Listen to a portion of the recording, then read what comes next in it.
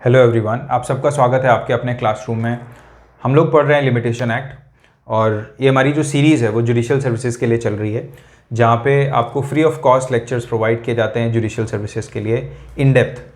अगर आप इन लेक्चर्स को प्रॉपरली फॉलो करते हैं तो आप किसी भी स्टेट का जुडिशियल सर्विस एग्ज़ाम आराम से क्लियर कर सकते हैं। हमारे जो लेक्चर्स होते हैं वो डिज़ाइन ही इस चीज़ को ध्यान में रख के किए जाते हैं कि किसी भी स्टेट की जो रिक्वायरमेंट है वो यहाँ से पूरी हो जाएँ। तो आप में से जो लोग भी जुडिशरी की प्रिपरेशन कर रहे हैं, ये लेक्चर्स बहुत ज़्यादा यूज़फुल होने वाले हैं उन लोगों को। और बहुत सारे लोग ऐसे हैं जिनका मेरे पास मैसेज आता है गांव से, कई छोटे छोटे गांवों से लोग मैसेज करते हैं, कुछ लोग बड़ी सिटीज़ से, दिल्ली वगैरह से मैसेज करते हैं कि सर हम लोग कोचिंग तो जा रहे हैं पर ये जो लेक्चर्स हैं ये ज़्यादा यूज़फुल साबित हो रहे हैं। और बहुत सारे ऐसे लोग हैं जो इन लेक्चर्स को ही फॉलो कर रहे हैं और कोई कोचिंग वगैरह अटेंड नहीं कर रहे हैं जुडिशियल सर्विसेज के लिए। और हमारा जो एम है, जो ऑब्जेक्टिव है, वो भी यही है कि आप लोग अगर जुडिशरी के लिए प्रिपेयर करना चाहते हैं तो आपको इतनी सारी जो फीस आप देते हैं वो ना पे करनी पड़े और आप फ्री ऑफ कॉस्ट अपनी जुडिशरी की तैयारी आपके घर में बैठे हुए कर सकते हो, बिना किसी सिटी में मूव किए या किसी कोचिंग में बहुत सारे पैसे दिए हुए बिना, राइट। तो इसीलिए जो लेक्चर्स होते हैं थोड़े डिटेल्ड होते हैं और मैं इसीलिए शॉर्ट में लेक्चर्स नहीं बनाता, क्योंकि शॉर्टकट से कुछ ज़्यादा फ़ायदा होता नहीं। अगर मैं आपको एक बेसिक आइडिया दे दूं केवल और बाकी टॉपिक को डेप्थ में डील ना करूं तो अल्टीमेटली अगर क्वेश्चन आएगा तो आप कैसे सॉल्व करोगे। तो इसलिए ये लेक्चर हो सकता है आपको ऐसा लगे कि थोड़े से लेंदी हैं, बट वो ज़रूरी है, क्योंकि मैं यहाँ पे टाइम पास करना नहीं चाहता हूँ। मैं आपको यहाँ पे ऐसी इस तरह के लेक्चर्स देना चाहता हूँ जो आपको कोचिंग सेंटर्स में भी नहीं मिलते हैं after paying lakhs and lakhs of rupees, right. तो उसी के तहत ये हमारी लेक्चर सीरीज चल रही है। ट्रांसफ़र ऑफ प्रॉपर्टी एक्ट की जो सीरीज़ है वो मैंने ऑलरेडी अपलोड कर दी है। सेक्शन 43 लेक्चर्स हैं उसमें, और मैं आपको गारंटी के साथ ये बोल सकता हूँ अगर आप वो 43 लेक्चर्स अटेंड कर लेंगे तो transfer of property act as far as is concern आपको किसी भी जुडिशरी के एग्जाम में किसी भी स्टेट में कोई प्रॉब्लम नहीं होगी, राइट। तो जिन लोगों ने वो सीरीज़ अटेंड की है उनका फीडबैक बहुत अच्छा है। मैं उम्मीद करता हूँ कि आप लोग भी उस सीरीज़ को देखेंगे, आप में से जिन्होंने नहीं देखी है, और मुझे अपना फीडबैक शेयर करेंगे कि उनको उसमें क्या अच्छा लगा और क्या ऐसी चीज़ें हैं जो नहीं अच्छी लगी। आप दोनों बता सकते हैं, we are open to suggestions, right. और आज का लेक्चर शुरू करने से पहले मेरी आपसे एक अपील और ये है कि आप लोग कमेंट्स वगैरह नहीं कर रहे हो यार, मज़ा नहीं आ रहा है। आप थोड़ा सा कमेंट्स करो। मतलब आप लेक्चर्स बहुत ज़्यादा देख रहे हो, मैं एनालिटिक्स देखता हूँ तो लेक्चर्स तो बहुत ज़्यादा देखे जा रहे हैं, बहुत अच्छा ड्यूरेशन है, सारी चीज़ें, पर कमेंट करने में आप लोग कंजूसी कर रहे हो, तो वो मत करो यार। थोड़ा सा इंटरेक्शन बना रहना चाहिए। कमेंट करो, मुझे पर्सनल मैसेजेस करो, मज़ा आता है मैं आप लोगों से इंटरेक्ट करता हूँ तो, right. So looking forward to that.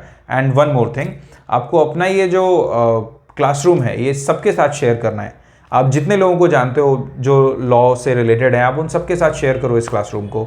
और अपना अल्टीमेट एम ये है कि हर एक इंसान जो लॉ पढ़ रहा है अपने देश में, उसके पास इस क्लासरूम का एक्सेस होना चाहिए, ताकि वो फ्री ऑफ कॉस्ट जो बेस्ट कंटेंट है लॉ का वो एक्सेस कर सके और ये प्लेटफॉर्म एक वन स्टॉप सोल्यूशन बने कोई भी लॉ से रिलेटेड क्वेरी के लिए, किसी भी लॉ से रिलेटेड क्वेश्चन की अगर किसी को का आंसर चाहिए किसी को, तो वो इस चैनल पे रेफ़र कर सकता है।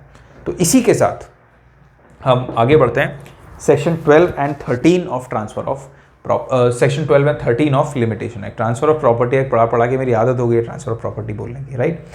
तो section 12 and 13 of limitation act पे मैं उम्मीद करता हूँ आपके पास आपका बेयर एक्ट होगा, और by the end of this lecture आपको सेक्शन 12 एंड 13 में कंप्लीट क्लैरिटी होगी, आपको कोई डाउट नहीं रहेगा। और अगर कोई डाउट रहता है तो मेरी जिम्मेदारी है कि मैं आपका डाउट रिजॉल्व करूं।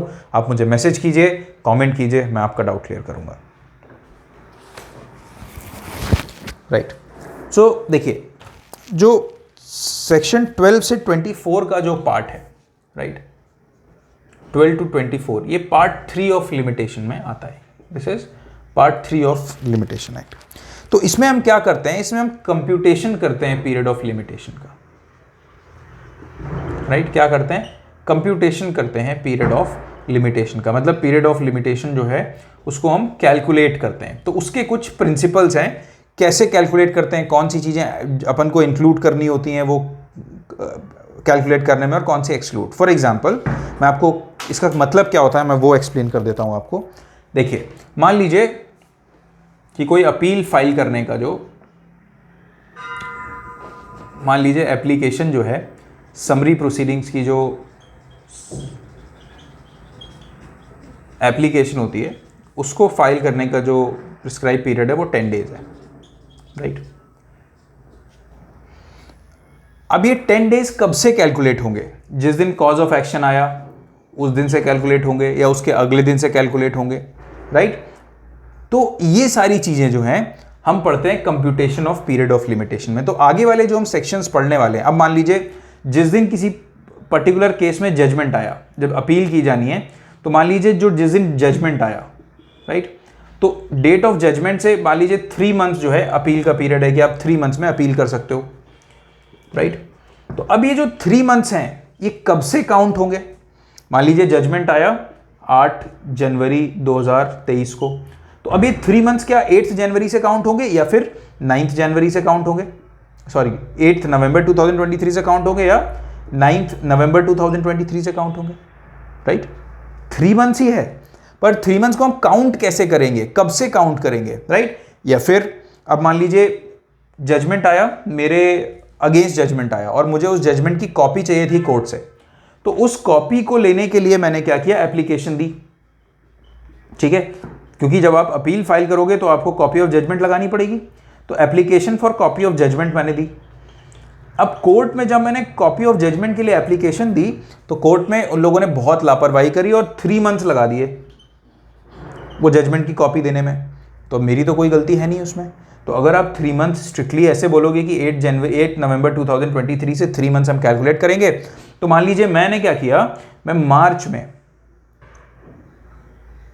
मान लीजिए मैं फेब 1 फेब 2024 को मैंने अपील फाइल की, तो सामने वाली पार्टी ये प्लीड कर सकती है, कोर्ट मुझे ये बोल सकता है कि आपका जो 3 महीने थे वो तो ओवर हो गए, आपके जो मान लीजिए 1 मार्च को लगाई मैंने, तो कोर्ट ये बोल सकता है कि आपका जो पीरियड ऑफ लिमिटेशन, आपके जो 3 महीने थे वो तो ओवर हो गए, तो इस वजह से अब आपकी जो अपील है हम एंटरटेन नहीं कर सकते। तो क्या ऐसा होगा? नहीं। क्यों? क्योंकि जब 3 महीने के लिए आपने एप्लीकेशन लगा दी कोर्ट में और कोर्ट डिले कर रहा है आपको आपकी जजमेंट की कॉपी देने में, तो आपकी तो कोई गलती नहीं है। तो इसलिए 3 मंथ्स में क्या वो पीरियड इंक्लूड किया जाएगा जो पीरियड कोर्ट ने अपनी तरफ से लगाया आपको कॉपी ऑफ जजमेंट देने में? नहीं किया जाएगा। तो इस तरह की चीजें, अब ये जो 3 मंथ्स है इसको कैलकुलेट करने में हमें कौन कौन से प्रिंसिपल्स का ध्यान रखना है। जिस दिन जजमेंट आया बेसिकली वो डेट भी इंक्लूड नहीं की जाती है, तो हम कब से ये 3 मंथ्स करेंगे? 9 नवंबर से करेंगे। मान लीजिए 15 दिन लग गए आपकी एप्लीकेशन देने के बाद वो कॉपी ऑफ जजमेंट देने में, तो वो 15 डेज भी क्या होंगे? एक्सक्लूड कर दिए जाएंगे इस 3 महीने में। तो ये सारी चीजें आती हैं computation of period of limitation के अंदर, कि हम कौन से डेट जो है वो हम इंक्लूड करते हैं और कौन सी चीजें एक्सक्लूड करते हैं, जब हम जो प्रिस्क्राइब्ड पीरियड जो शेड्यूल में दिया है उसके हिसाब से जब हम पीरियड ऑफ लिमिटेशन कैलकुलेट कर रहे होते हैं। आई होप आपको इतनी बात अब तक क्लियर हो गई होगी कि computation of period of limitation का क्या मतलब होता है। तो अब देखिए सेक्शन 12 को अगर हम ध्यान में रखें तो मैं आपको बहुत शॉर्ट में समझाता हूं। सेक्शन 12 में जब हम जाते हैं तो it says in computing the period of limitation for any suit, appeal और एप्लीकेशन। तो सेक्शन 12 किस पे अप्लाई हो रहा है? सेक्शन 12 सूट पे भी अप्लाई हो रहा है, अपील पे भी अप्लाई हो रहा है और एप्लीकेशन पे भी अप्लाई हो रहा है। What does it say? It says the day from which such period is to be reckoned shall be excluded, right? तो मतलब जिस दिन कॉज ऑफ एक्शन अराइज हुआ, मान लीजिए कॉज ऑफ एक्शन अराइज हुआ 23 नवंबर 2021 को, तो 23 नवंबर को उसको केस सूट फाइल करना चाहिए। मान लो ए के फेवर में कॉज ऑफ एक्शन 23 नवंबर को आया, तो यहां पे और मान लीजिए 1 साल का टाइम है, 1 डिफेमेशन का सूट है और 1 ईयर का टाइम है ए के पास सूट फाइल करने का। तो मैंने आपको उस दिन भी बताया था कि अब ये कब तक सूट फाइल कर सकता है ए इस केस में? क्या ए 22 नवंबर तक फाइल कर सकता है 2020 तक, 22 तक, और ही कैन फाइल टिल 23 नवंबर 2022। भाई इसके फेवर में कॉज ऑफ एक्शन अराइज हुआ और 23 नवंबर 2021 को ये कॉज ऑफ एक्शन इसके फेवर में अराइज हुआ है।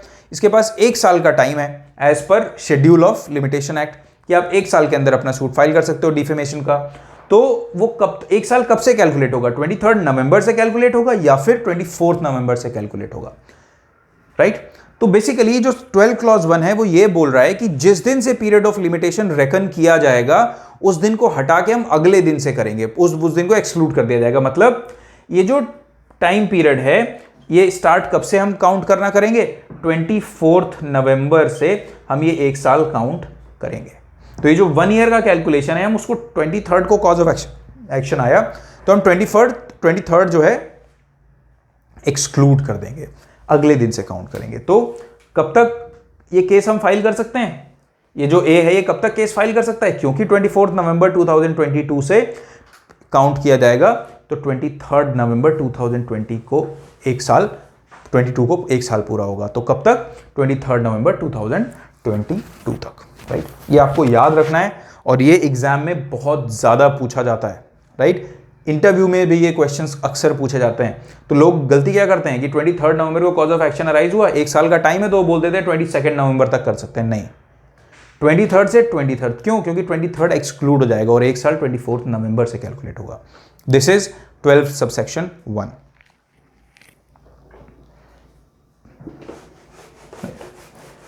फिर 12 क्लॉज 2 जो है वो बेसिकली ये बात करता है कि आपको जब भी अपील करनी है, जब आप अपील करना चाह रहे हो तो 12 क्लॉज 2 और 3 कुछ हद तक सिमिलर है, राइट।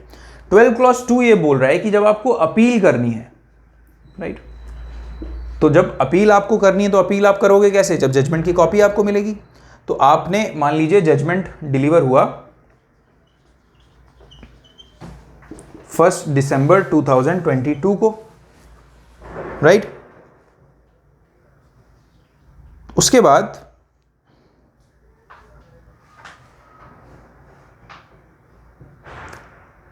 आपने क्या किया, 2 दिसंबर को आपने एप्लीकेशन दे दी कि मुझे कॉपी ऑफ जजमेंट दे दो। और ये कॉपी रेडी कब हो गई, कॉपी कब तक रेडी हो गई, कॉपी रेडी हो गई 12 दिसंबर 2022 को। तो यहां पे आपने तो ये जो पीरियड है 2 से 12 तक का, इस पीरियड को भी क्या किया जाएगा, एक्सक्लूड कर दिया जाएगा। मान लीजिए कहीं अपील फाइल करने का जो टाइम पीरियड है वो है 3 मंथ्स, राइट। 3 मंथ्स में आपको अपील फाइल करने का टाइम पीरियड है, राइट। तो अब हम कैसे कैलकुलेट करेंगे 3 मंथ्स। तो देखिए, पहली चीज तो जिस दिन जजमेंट डिलीवर हुआ, राइट, तो the day on which judgement was delivered, judgement delivered, उसको क्या करेंगे, एक्सक्लूड कर दिया जाएगा। तो मतलब जजमेंट कब डिलीवर हुआ है, 1 दिसंबर 2022 को। तो ये डेट हम कैलकुलेट नहीं करेंगे, इस डेट को हम निकाल देंगे। फिर उसके बाद कॉपी रेडी होने में कितना टाइम लगा, आपने लेने में कितना टाइम लगाया वो नहीं, कॉपी रेडी होने में कितना टाइम लगा, राइट। मान लीजिए आपने 2 को एप्लीकेशन दी और वो 12 को रेडी थी, आप लेने 22 तारीख को गए, तो ये कोर्ट की गलती नहीं है। आप 2 महीने बाद लेने जाओ तो वो पीरियड एक्सक्लूड थोड़ी हो जाएगा। कोर्ट को जितना टाइम लगा आपकी कॉपी प्रिपेयर करने में, राइट, वो 2 से 12 तारीख तक, ये 10 दिन लगे कोर्ट को, तो ये 10 दिन भी एक्सक्लूड कर दिए जाएंगे, राइट। तो जब 3 मंथ्स कैलकुलेट किया जाएगा तो वो कब से कैलकुलेट किया जाएगा, अब मान लीजिए 1 तारीख निकल गई, 1 से 12 तक का जो पीरियड है ये 12 डेज ही एक्सक्लूड कर दिए जाएंगे, राइट। तो अब 1 दिसंबर से 3 महीने कब होंगे, 1 जनवरी, 1 फरवरी, 1 मार्च, प्लस 12 डेज और 13 डेज, 13, राइट। तो आप कब सूट फाइल कर सकते हो, मार्च में 14 तारीख को आप सूट फाइल कर सकते हो। तो एक ब्रॉड जो अंडरस्टैंडिंग आती है वो क्या आती है कि जिस दिन से जजमेंट, जिस दिन डिलीवर किया गया होता है वो दिन आप एक्सक्लूड करते हो, राइट।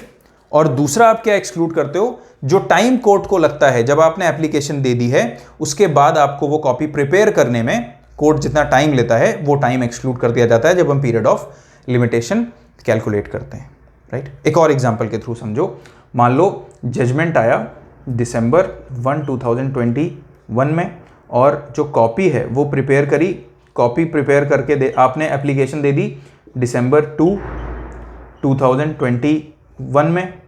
तो कॉपी प्रिपेयर करने में कितना टाइम लग गया, 2 मंथ्स लग गए। अब जब 2 मंथ्स लग गए तो इस केस में क्या होगा, आपका जो पीरियड ऑफ लिमिटेशन है वो आप December 1 क्योंकि जजमेंट आया है तो इसको आप एक्सक्लूड कर दोगे, राइट। क्लियरली लिखा हुआ है, जिस दिन जजमेंट डिलीवर किया जाएगा वो डेट एक्सक्लूड हो जाएगी, वो दिन आप कैलकुलेट नहीं करोगे जब आप पीरियड ऑफ लिमिटेशन काउंट करोगे। तो उसके बाद December 2 से 3 मंथ्स कब होंगे? March 1, 2022 को, राइट। पर 2 महीने कोर्ट ने ये प्रिपेयर करने में भी तो ले लिए, तो आप कब तक सूट फाइल कर सकते हो? आप एक्चुअल में May 1, 2002 तक सूट फाइल कर सकते हो। क्यों? क्योंकि जो 2 महीने बीच में लगे, अब 2 दिसंबर से 2 महीने लगे, मतलब 2 जनवरी 2 फरवरी, अगर आपको ये कॉपी 2 फरवरी को दी गई तो 2 दिसंबर से 2 दिसंबर 2021 से 2 फेब 2022 तक का जो टाइम पीरियड है वो क्या करेगा? कोर्ट एक्सक्लूड कर देगा, कोर्ट काउंट नहीं करेगा आपका लिमिटेशन पीरियड कैलकुलेट करने में। उसके बाद से वो 3 मंथ्स काउंट करेगा, राइट। तो एक ये हो गया। फिर उसके बाद जब आप जो दूसरा है 12 क्लॉज 3, वो ये बात करता है कि डिक्री से अगर आप अपील करना चाहते हो तो उस केस में भी जजमेंट की जो कॉपी लेने में जितना टाइम लगेगा वो टाइम क्या हो जाएगा? एक्सक्लूड कर दिया जाएगा। 12 क्लॉज 2, 12 क्लॉज 3 ये बातें करते हैं, राइट। ठीक है, कुछ चीजें आपको याद रखनी है कि जो 12 क्लॉज 2 है वो एग्जीक्यूशन की एप्लीकेशन पे अप्लाई नहीं होता, राइट। वो किस पे अप्लाई होता है? वो अपील पे अप्लाई होता है। जब अपील की बात होती है वहां पे अप्लाई होता है। Execution not applicable to execution application, execution petition पे अप्लाई नहीं होता। ये पॉइंट आप अपने जो भी बेयर एक्ट है उसके मार्जिन में लिख सकते हैं, प्री में पूछा जा सकता है ये। तो सेक्शन 12 क्लॉज 2 किस पे एप्लीकेबल नहीं है? एग्जीक्यूशन पिटिशन पे ये एप्लीकेबल नहीं है। अब देखिए 12 क्लॉज 2 और 3 में एक वर्ड लिखा हुआ है टाइम रिक्विजिट।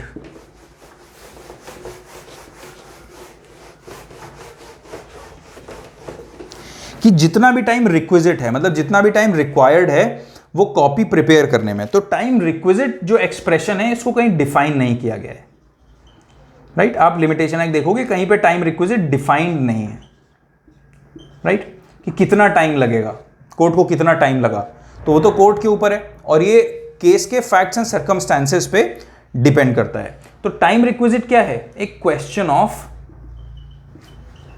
फैक्ट है, राइट। ये क्वेश्चन ऑफ फैक्ट है। इसमें आप एक केस लिख सकते हो, गोविंद राम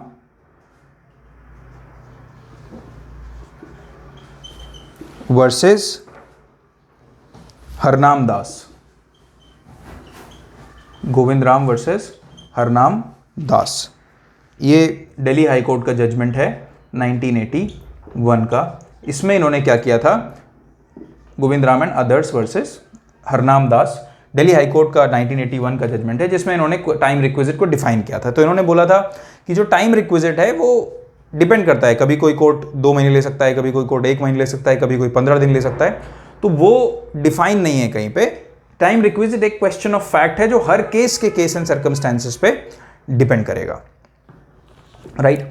और इसमें कुछ चीजें आपको याद रखनी है कि जब आपने अब आप इसका एक्सप्लेनेशन देखिए एक बार।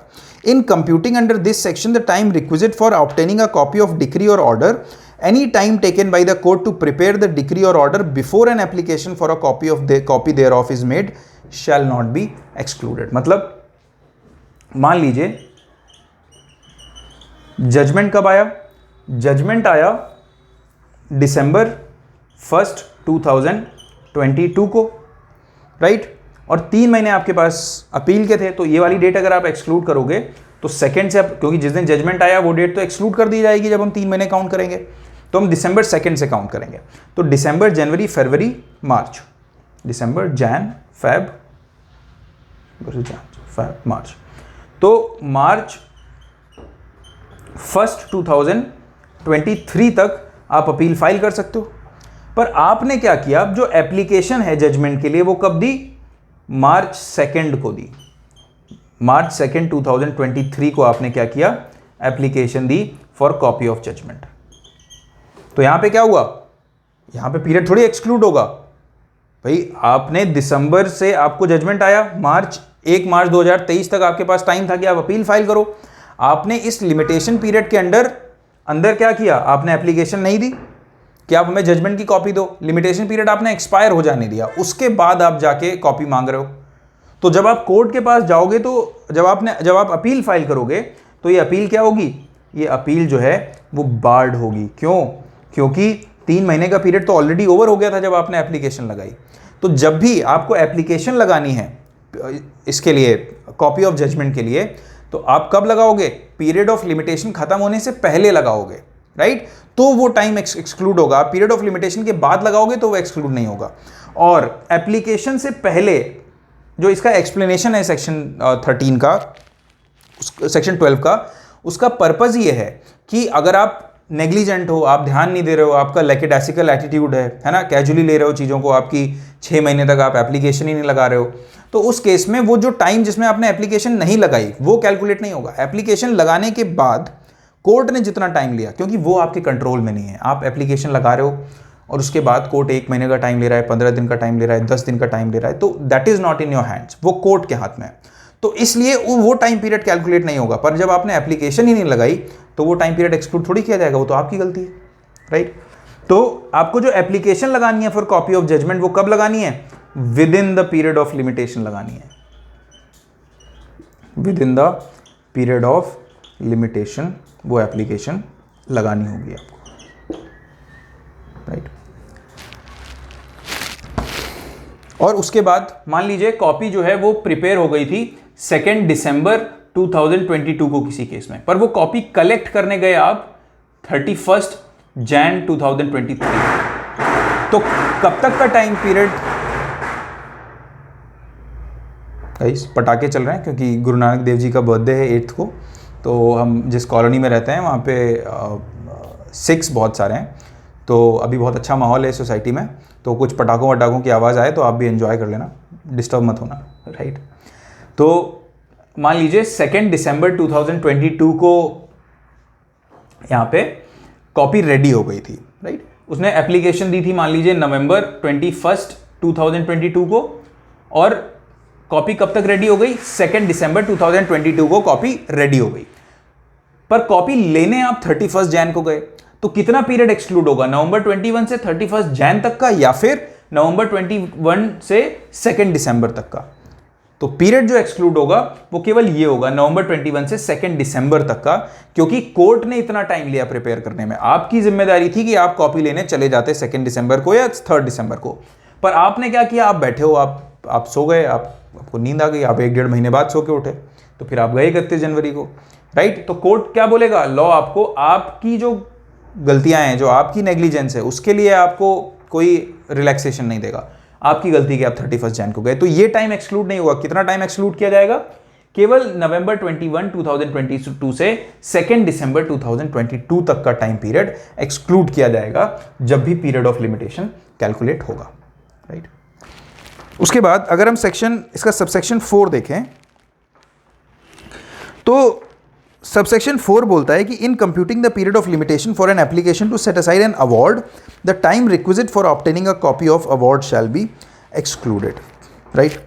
तो अवार्ड क्या है? यहाँ पे अवार्ड का मतलब है आर्बिट्रल अवार्ड से। 12 क्लॉज 4 जो है वो आर्बिट्रेशन में जो अवार्ड मिलता है उसकी बात कर रहा है, राइट? आर्बिट्रल अवार्ड की बात की जा रही है यहाँ पे। तो आर्बिट्रेशन में जब पार्टीज आर्बिट्रेशन के लिए जाती हैं तो जो आर्बिट्रेशन जो पैनल होता है जो अपना डिसीजन देता है उसको हम बोलते हैं अवार्ड।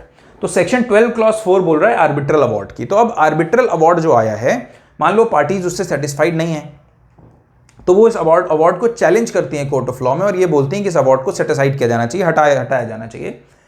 तो वो जो टाइम पीरियड है कैलकुलेट करने के लिए कितना टाइम एक्सक्लूड किया जाएगा, जिस दौरान मान लीजिए आर्बिट्रल अवार्ड आया 2 मार्च 2023 को, तो अब और उसके बाद पार्टीज ने एप्लीकेशन दी कि हमें जो है अवार्ड की कॉपी चाहिए, और कॉपी जो प्रिपेयर की गई, कॉपी कब प्रिपेयर की गई? 3 अप्रैल 2023 को कॉपी प्रिपेयर होके मिली। तो ये जो टाइम पीरियड है, ये टाइम पीरियड क्या किया जाएगा? एक्सक्लूड कर दिया जाएगा। ये टाइम पीरियड एक्सक्लूड कर दिया जाएगा, राइट? जो भी टाइम पीरियड है आर्बिट्रल अवार्ड का, पीरियड ऑफ लिमिटेशन है, उसको कैलकुलेट करने में। तो आई होप आपको सेक्शन 12 अब समझ आया होगा। मैंने कोशिश की है कि आपको इसका हर एक क्लॉज समझाऊं और राइट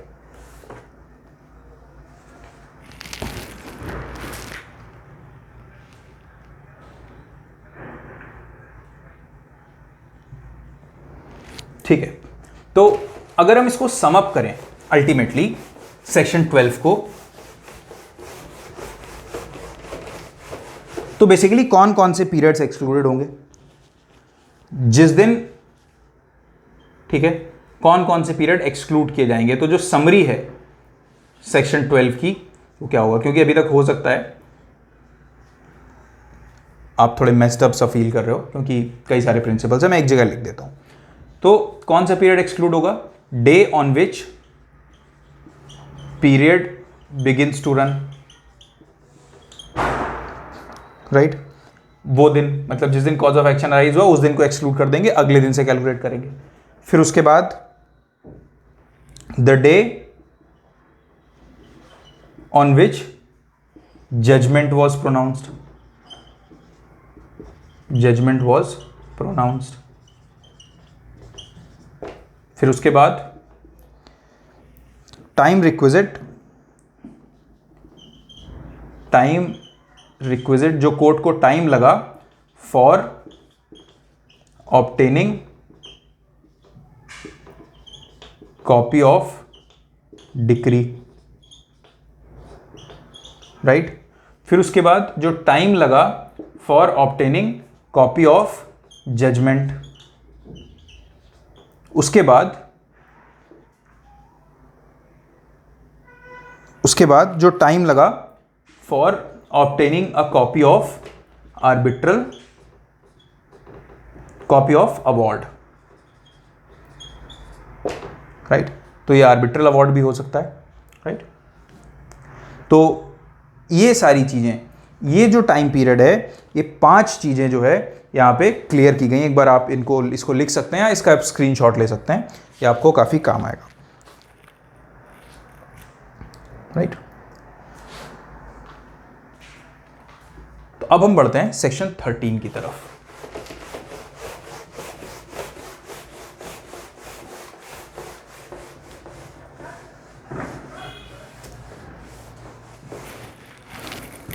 सेक्शन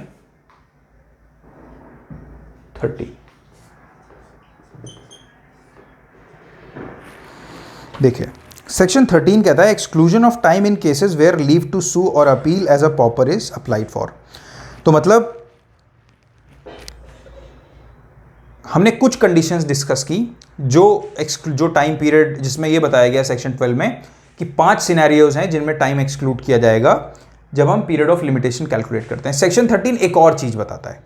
सेक्शन 13 बोलता है कि जब लीव टू सू और appeal as a pauper is made, वो वाला टाइम जो है वो हटाया जाएगा। तो देखिए पॉपर कौन होता है,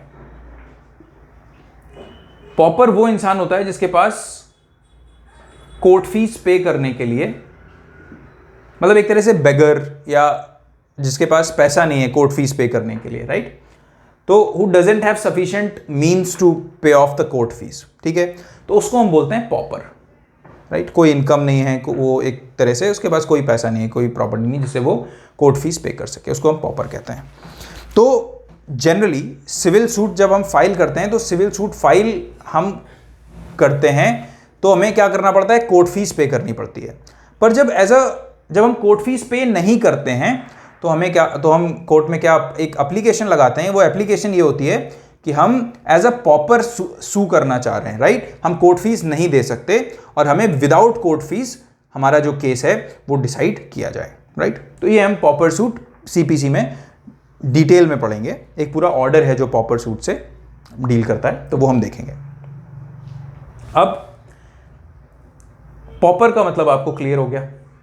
तो देखिए जो पॉपर सूट है वो फाइल कैसे होता है, मैं आपको पहले वो प्रोसीडिंग, मतलब उसका जो प्रोसीजर है वो बताता हूं। तो देखिए पॉपर सूट, अगर मान लीजिए कोई ए है ये, और ए के पास पैसे नहीं है, ए को बी के अगेंस्ट सूट फाइल करना है ब्रीच ऑफ कॉन्ट्रैक्ट का। अब ए जो है वो कोर्ट फीस नहीं पे कर सकता, तो उसने क्या किया, कोर्ट को अप्रोच किया और उसने एक एप्लीकेशन दी जिसको हम बोलते हैं application for leave to sue, मतलब लीव मतलब परमिशन के लिए कोर्ट की, for leave to sue as a pauper. एक पॉपर की तरह उसने कोर्ट के सामने एप्लीकेशन लगाई कि मुझे एक पॉपर की तरह विदाउट कोर्ट फीस मेरा केस प्रेजेंट करने की अनुमति दीजिए। तो ये एप्लीकेशन सपोज इसने लगाई 1 जून 2022 को। कोर्ट ने क्या किया, ये एप्लीकेशन एक्सेप्ट की जुलाई, तो अब कोर्ट दो चीजें कर सकता है, या तो एक्सेप्ट कर सकता है या रिजेक्ट कर सकता है, राइट। तो जो भी टाइम है, मान लो कोर्ट ने जो भी डिसाइड किया, कोर्ट ने ये डिसाइड किया 21 जुलाई 2022 को, कोर्ट ने 21 जुलाई 2022 को डिसाइड किया कि क्या होगा यहां पे, कि हम आपका एक्सेप्ट कर रहे हैं, रिजेक्ट कर रहे हैं। तो ये जो टाइम पीरियड है 1 जून से 21 जुलाई 2022 तक का टाइम पीरियड है, ये टाइम पीरियड एक्सक्लूडेड रहेगा जब पीरियड ऑफ लिमिटेशन कैलकुलेट किया जाएगा, राइट। मान लीजिए इसके पास जो सूट फाइल करने का जो समय था, वो समय था 1 ईयर, या मान लीजिए 3 इयर्स का समय था इसके पास, राइट। तो अब ये जो 3 इयर्स का टाइम पीरियड है, ये कैलकुलेट करने में ये जो समय है ये एक्सक्लूड कर दिया जाएगा। मतलब 1 जून 2022 से सपोज इसका जो कॉज ऑफ एक्शन अराइज हुआ था वो जनवरी 2021, वो 31 जैन 2021 को हुआ था। तो इसके पास 3 साल का समय है। तो 3 इयर्स कब होंगे, 22, 23, 24। तो 3 इयर्स कब कंप्लीट होंगे, 31 जैन 2024 को। तो मतलब ये जो सूट फाइल करने का अधिकार है इसके पास, ये कब तक कर सकता है, 31 जनवरी 2024 तक कर सकता है। पर उस बीच में इसने क्या किया, ये काम किया, 1 जून 2022 को इसने ये सूट फाइल किया था, leave to sue as pauper वाला जो केस है, इसने ये फाइल किया था। अब जब इसने ये फाइल किया बीच में 1 जून 2022 से, तो ये वाला जो टाइम पीरियड है, ये वाला टाइम पीरियड 3 साल में इंक्लूडेड नहीं रहेगा। इस टाइम पीरियड को एक्सक्लूड कर दिया जाएगा। 1 जून से 21 जुलाई 2022 का जो टाइम पीरियड है, इसको एक्सक्लूड कर दिया जाएगा। मतलब 3 इयर्स तो इसको ये दिए जाएंगे, प्लस ये वाले जो भी जितने दिन है वो इसमें ऐड कर दिए जाएंगे जब केस फाइल होगा, राइट। तो जस्ट बिकॉज, तो अब ऐसा नहीं हो सकता कि, राइट, ये मतलब ऐसा नहीं है कि मैं एग्जैक्ट न्यूमेरिकल आपको नहीं बता रहा हूं, इसमें मैं आपको बस एक आइडिया देना चाह रहा हूं कि कौन सा टाइम पीरियड जो है वो एक्सक्लूड किया जाएगा, राइट। तो आपको अगर, तो इसीलिए मैंने आपको ये बताया कि कैसे जो पॉपर सूट है वो फाइल किया जाता है। तो अगर आपको ये समझ आ गया तो आपको पूरा कैलकुलेशन समझ आ जाएगा कि जब एप्लीकेशन हम देते हैं for leave to sue as pauper, तो वो जो टाइम पीरियड है, कोर्ट जितना टाइम लेता है आपकी एप्लीकेशन एक्सेप्ट या रिजेक्ट करने में, उसको एक्सक्लूड कर दिया जाता है। पर जब हम सेक्शन 13 पढ़ते हैं तो वहां पे बहुत क्लियरली लिखा हुआ है कि गुड फेथ में, मतलब ए जो है, अगर ए ने क्या किया है, ए को गुड फेथ में ये एप्लीकेशन लगानी है, मतलब ए को ये यकीन होना चाहिए कि वो पॉपर है, ए को पता है कि वो पॉपर है, ए जनरली बिलीव करता है कि वो पॉपर है और वो कोर्ट फीस नहीं दे पाएगा, तभी उसको ये एक्सक्लूजन का जो बेनिफिट है वो मिलेगा। अदरवाइज अगर उसको पता है कि वो पॉपर नहीं है, वो कोर्ट का टाइम वेस्ट कर रहा है, जानबूझ के पॉपर की एप्लीकेशन लगा रहा है ताकि टाइम और एक्सटेंड हो, तो उस केस में ये बेनिफिट जो इस सेक्शन का है, जो टाइम पीरियड एक्सक्लूड किया गया है, इसका बेनिफिट ए को नहीं मिल पाएगा, राइट। तो इतना ही था सेक्शन 13 में, और हम अब मिलेंगे अगले लेक्चर में जहाँ पे हम डील करेंगे सेक्शन 14, सेक्शन 15, और मैं उम्मीद करता हूँ आपको सेक्शन 13 काफ़ी अच्छे से समझ आया होगा। अभी तक हमने जो भी पढ़ा है सेक्शन 12 और 13 इस लेक्चर में आपको अच्छे से समझ आया होगा। और अगर आपके कोई सजेशंस हों तो आप मुझे मैसेज कर सकते हैं, मुझे बता सकते हैं, कमेंट कीजिए लेक्चर्स में। मैं देख रहा हूँ कमेंट्स बहुत कम आ रहे हैं, तो मैं उम्मीद करता हूँ आप ज़्यादा से ज़्यादा कमेंट करेंगे, वो मुझे एक मौका देता है आप लोगों से इंटरेक्ट करने का। और हम मिलते हैं नए लेक्चर में, तब तक के लिए थैंक यू, टेक केयर।